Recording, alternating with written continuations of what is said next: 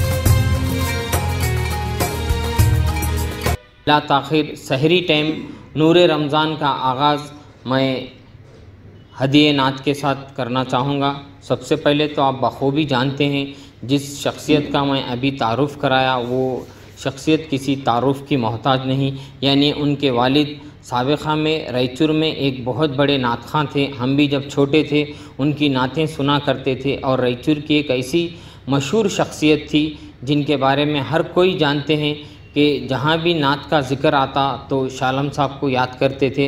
اللہ تعالیٰ مرحوم محمد شالم صاحب کی جنت میں اعلیٰ مقام عطا کرے، اور انہوں نے جو خاص وراثت میں اپنے بیٹے کو نعت خوانی دے کر گئے ہیں، میں انہی کو ہدیہ نعت سنانے کے لیے دعوت سخن دیتا ہوں۔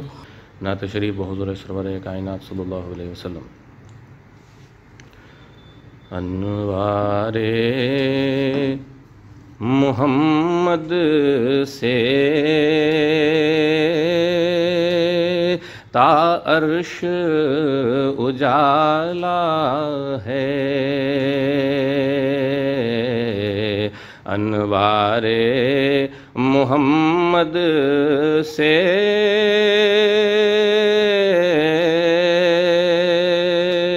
تا عرش اجالا ہے، وہ رحمت عالم ہے، محبوب نرالا ہے، ہر سو ہے فضا مہکی،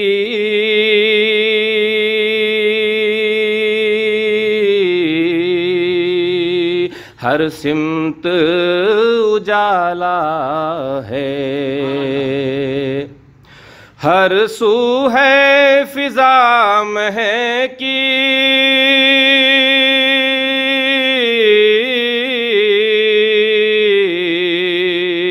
ہر سمت اجالا ہے،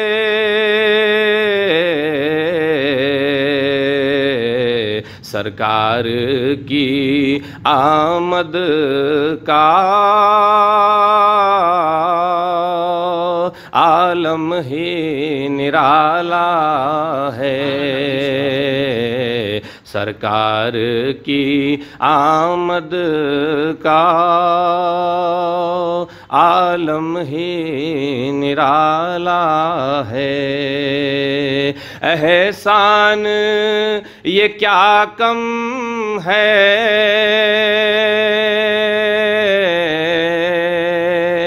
سرکار دو عالم کا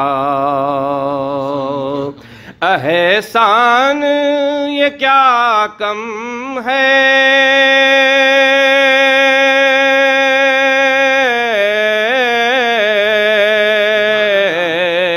سرکار دو عالم کا دنیا کو جہالت کی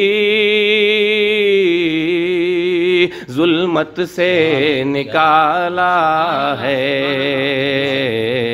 دنیا کو جہالت کی ظلمت سے نکالا ہے، اللہ کو پیاری ہے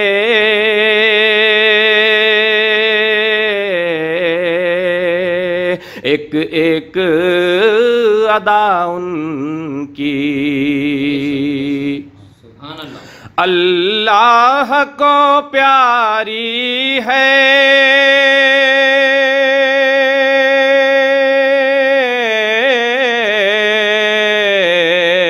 ایک ایک ادا ان کی،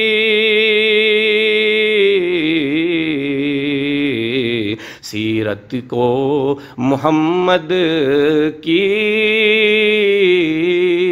قرآن میں ڈھالا ہے، سیرت کو محمد کی قرآن میں ڈھالا ہے، وہ فقر رسالت ہے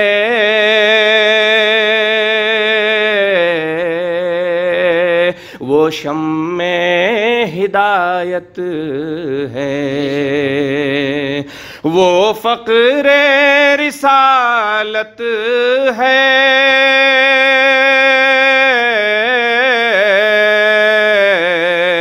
وہ شمع ہدایت ہے، اس نور مجسم کا گھر گھر میں اجالا ہے، اس نور مجسم کا گھر گھر میں اجالا ہے، کیا وصف بیاں ہم سے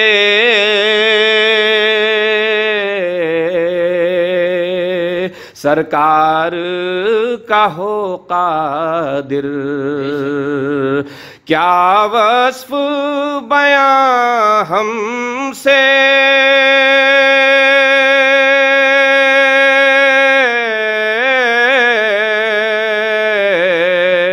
سرکار کا ہو قادر،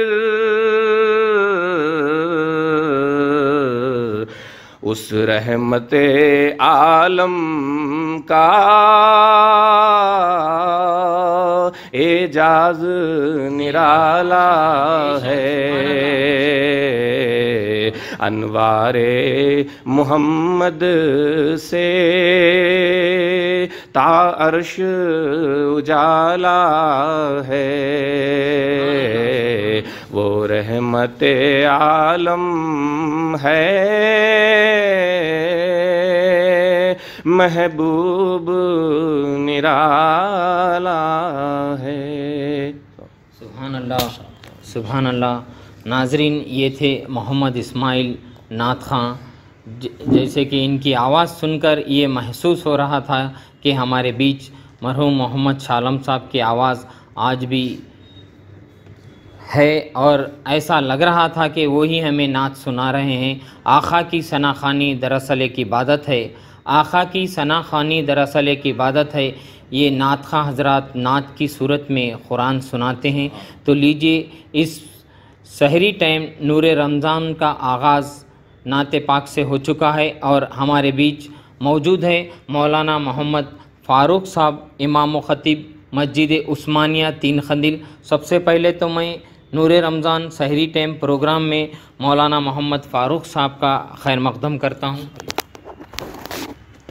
السلام علیکم ورحمۃ اللہ وبرکاتہ۔ مولانا سب سے پہلے تو آپ جیسے کہ جانتے ہیں کہ ہم نے اس سحری ٹائم پروگرام میں کئی لوگوں کو مس کال کرنے کے لیے بھی کہا تھا، کئی ایک ناظرین ہمیں مس کال بھی کرے ہیں اور کئی ایک لوگوں کو ہم یہاں سے اس وقت پر فون بھی کرنا ہے، مگر کئی ایک سوالات بھی ہمارے پاس ہیں جو آلریڈی آ چکے ہیں۔ میں سب سے پہلے تو اس پروگرام کا آغاز اس سوال سے کرنا چاہوں گا کہ روزہ کب سے فرض ہوا؟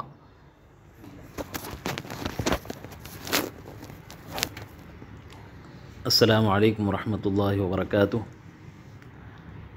تمام ناظرین کو ماہ رمضان المبارک کی دلی مبارکباد پیش کرتا ہوں۔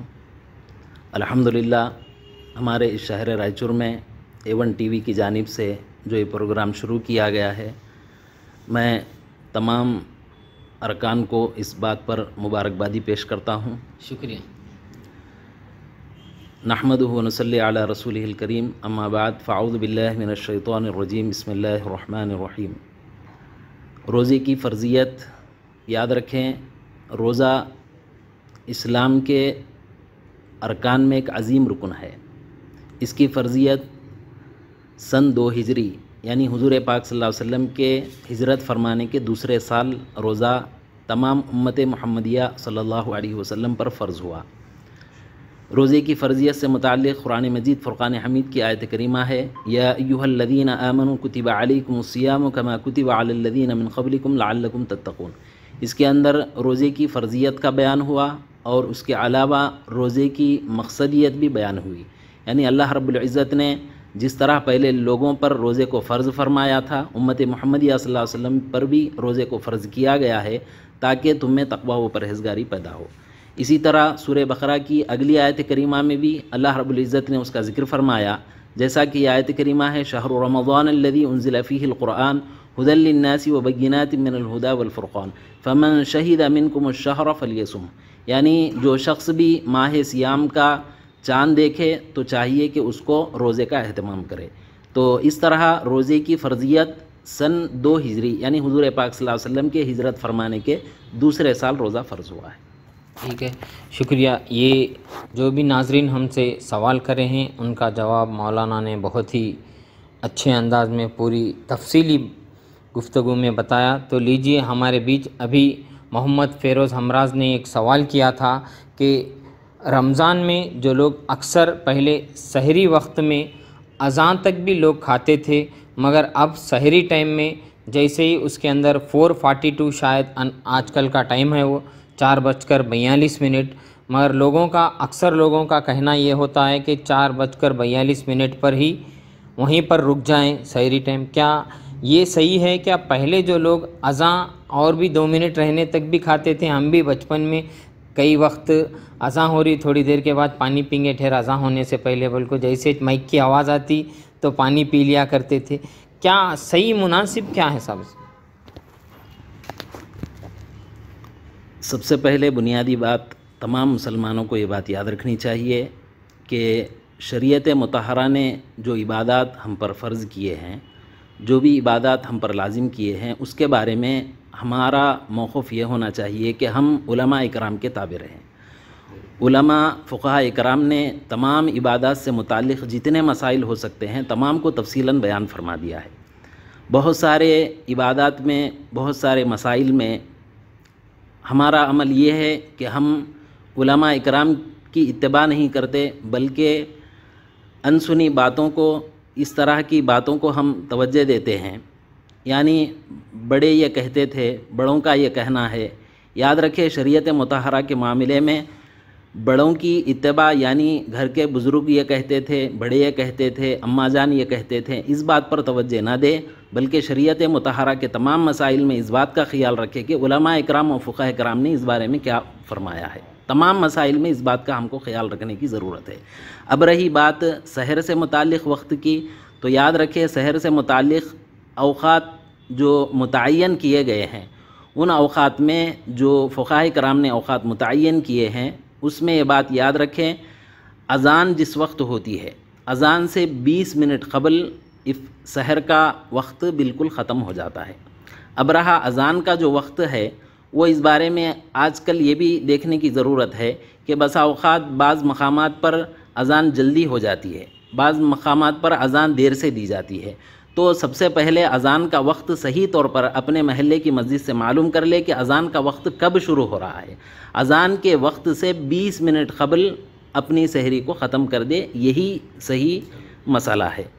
اس بارے میں خاص طور پر یہ خیال رکھنا چاہیے۔ اگر کوئی یہ سمجھتا ہے کہ اذان تک وقت ہے، یہ سمجھ کر اگر وہ اذان تک کھاتا پیتا رہتا ہے، تو یاد رکھے اس کا روزہ مکمل نہیں ہوگا۔ شکریہ۔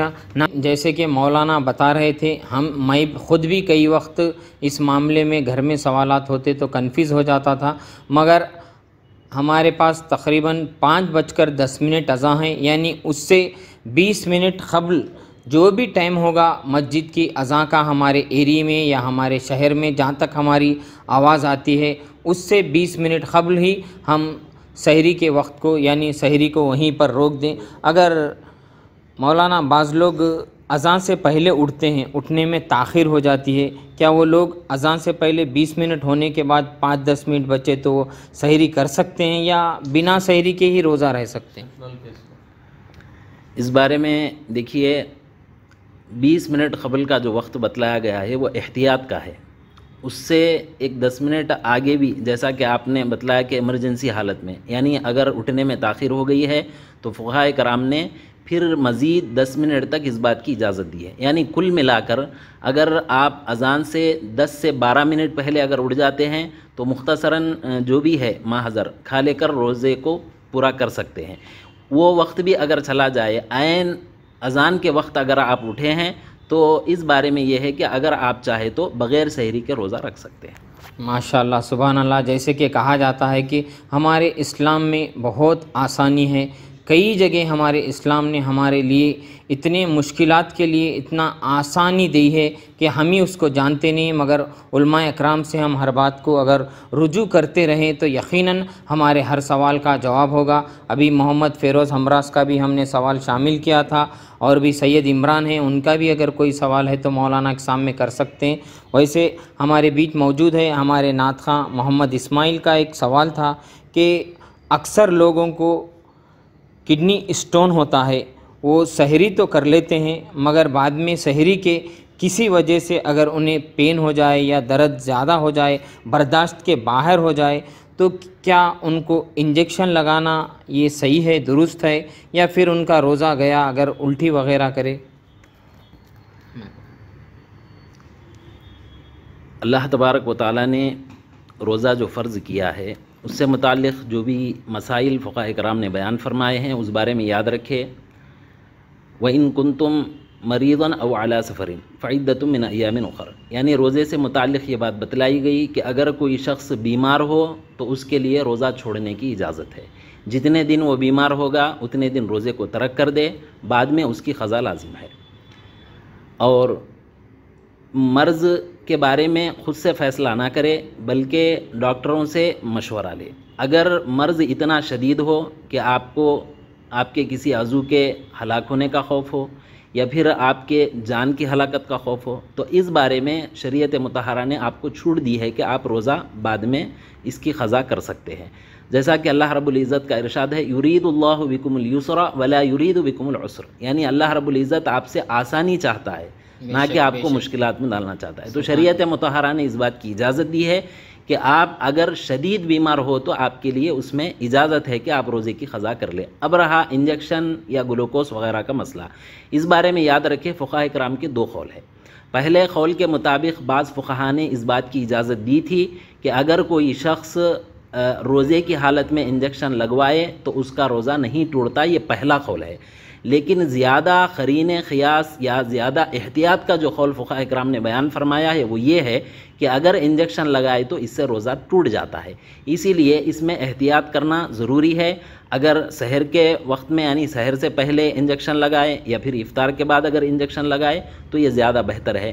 اگر اتنی شدید زیادہ تکلیف ہو جیسے کہ کڈنی اسٹون وغیرہ کے جو مریض ہوتے ہیں، ان کے لیے زیادہ تکلیف والا اگر معاملہ رہا تو ان کے لیے بالکل شریعت مطہرہ کی طرف سے اجازت ہے کہ وہ چاہے تو روزے کو ترک کر کے بعد میں اس کی قضا کر سکتے ہیں۔ ٹھیک ہے، ماشاءاللہ، سبحان اللہ۔ ناظرین، جیسا کہ میں اکثر بتا رہا ہوں آپ سے، مولانا بھی کہہ رہے ہیں کہ ہمارے مذہب اسلام میں ہر جگہ آسانی ہے۔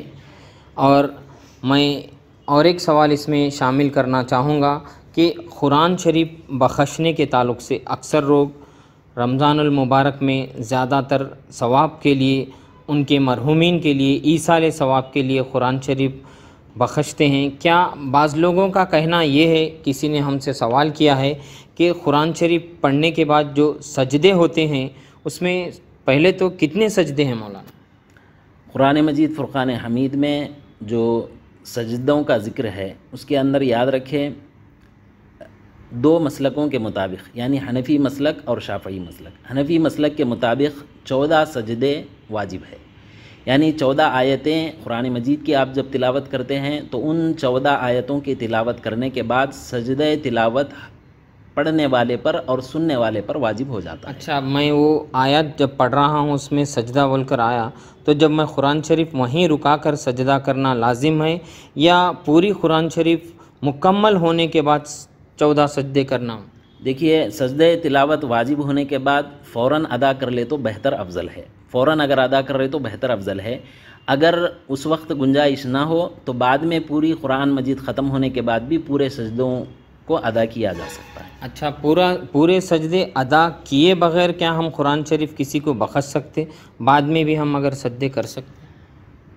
تلاوت سجدہ کیے بغیر قرآن مجید کو بخشنا یہ بات درست ہے، لیکن جو شخص تلاوت کیا ہے اس کے اوپر جو سجدہ تلاوت واجب تھا وہ نہ کرنے کا گناہ اس کے سر پر رہے گا۔